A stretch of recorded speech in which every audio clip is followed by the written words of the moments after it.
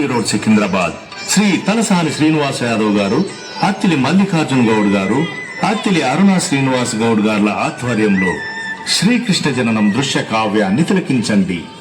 ఉగ్రసేనుడు అనే ఒక రాజుండేవాడు. ఉగ్రసేనుడి కుమారుడు కంసుడు మధుర నగరానికి యువరాజు. అతను దయా దాక్షిణ్యాలు లేని కఠోర హృదయుడు. అతని కనికరం లేని దుర్మార్గపు మనస్తత్వానికి మధుర నగరంలో ప్రజలు భయపడేవారు.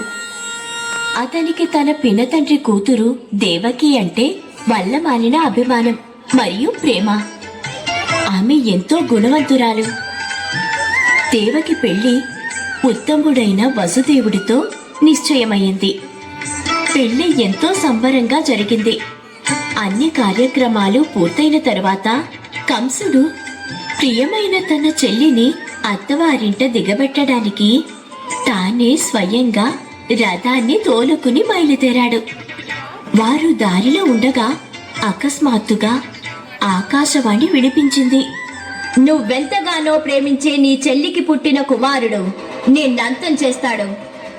దేవకికి పుట్టే 8వ సంతానం చేత నువ్వు హతమవుతావు. తనని చంపేస్తే అప్పుడు ఆ సంతానమే ఉండదు కదా. అన్నయ్య,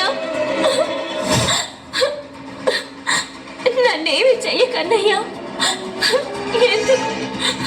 నేను నీ ప్రియమైన సోదరిని కదా. అన్నయ్య, దయచేసి నన్ను ఏమీ చెయ్యొద్దు. కంస, అన్నయ్య, నువ్వు చేస్తున్న తప్పేమిటో నీకు అర్థమవుతుందా? తన పెళ్లి రోజునే నీ సోదరిని చంపటం ఎంత మాత్రం న్యాయం కాదు. మేం మాకు పుట్టిన ప్రతి సంతానాన్ని నీకు అప్పచెబుతామని మాటిస్తున్నాను. దయచేసి నన్ను నమ్ము. నేను దేవకిని చంపను, కానీ నువ్విచ్చిన మాటని నిలబెట్టుకునేలా చేస్తాను. కంసుడు రథాన్ని వెనక్కి తిప్పి మధురకు పోనిచ్చాడు. మధుర చేరుకున్నాక దేవకిని వసుదేవుణ్ణి కారాగారంలో బంధించాడు. ఒకరోజు కంసుడు తన మందిరంలో ఉండగా దేవకి ఒక బిడ్డకి జన్మనిచ్చింది అనే వార్త తెలిసింది. కంసుడు వెంటనే కారాగారానికి వెళ్ళాడు. కంసుడు దేవకి చేతిలో నుంచి బిడ్డని బలవంతంగా లాక్కుని తలకిందులుగా పట్టుకుని నేలకేసి కొట్టాడు. ఆ తరువాత కంసుడు దేవకికి పుట్టిన తరువాతి 5 బిడ్డలను కూడా అలాగే చంపేశాడు. కొద్ది కాలం తరువాత దేవకి తన 7వ బిడ్డతో గర్భిణి అయ్యింది. 7వ బిడ్డ మహిమతో దేవకి గర్భంలో నుండి గోకులంలో ఉండే వసుదేవుడి 2వ భార్య గర్భంలోనికి వెళ్ళాడు. తరువాత ఈ బిడ్డ బలరాముడు అనే పేరుతో పెద్దవాడయ్యాడు. దేవకి 8వ బిడ్డతో గర్భం దాల్చింది. అకస్మాత్తుగా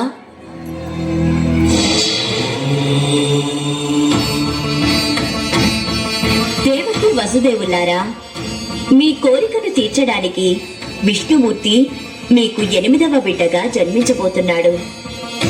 అర్ధరాత్రి దాటాక దేవకికి ఒక బాలుడు జన్మించాడు.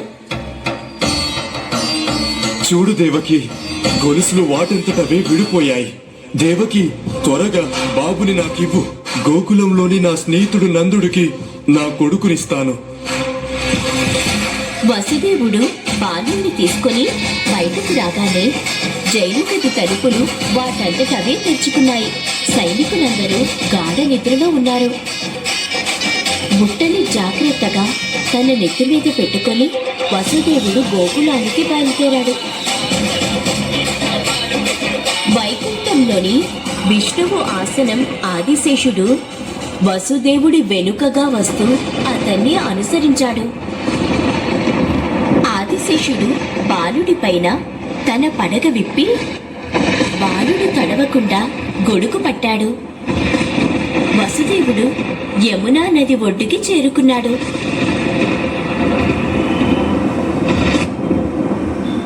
అతను ఆశ్చర్యపోయేలా నది 2గా వేరయ్యి వసుదేవుడికి దారిచ్చింది.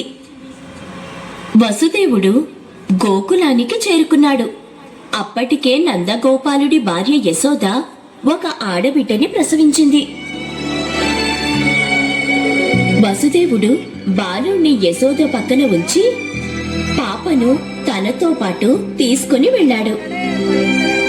ఎటువంటి ఆటంకం లేకుండా వసుదేవుడు కారాగారానికి చేరుకున్నాడు. కారాగారానికి చేరుకోగానే కారాగారం తలుపులు వాటికవే మూసుకున్నాయి. సైనికులు నిద్ర నుంచి లేవగానే వారికి పాప కేరింతలు వినిపించాయి. సైనికులు వెంటనే దేవకికి బిడ్డ పుట్టాడనే వార్తని కంసుడికి చేరవేశారు. ప్రభు, దేవకికి 7వ బిడ్డ జన్మించాడు. దేవకి, ఆ బిడ్డని నాకివ్వు.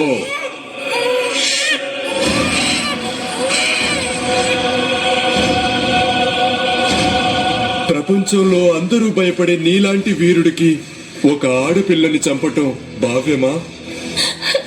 నేనివ్వను అన్నయ్య, నేనివ్వనన్నయ్య, నేనివ్వను. కంసుడు ఎవరి మాటను లెక్క చేయలేదు. అప్పుడు పాప కంసుడి చేతిలో నుంచి బయటకొచ్చి గాలిలో పైకి లేచింది. తను దుర్గామాతగా పారిపోయింది.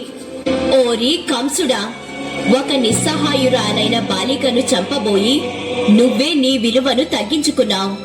నిన్ను చంపేవాడు దేవకికి అర్ధరాత్రే పుట్టేశాడు. ఇప్పుడు గోకులంలో సురక్షితంగా ఉన్నాడు.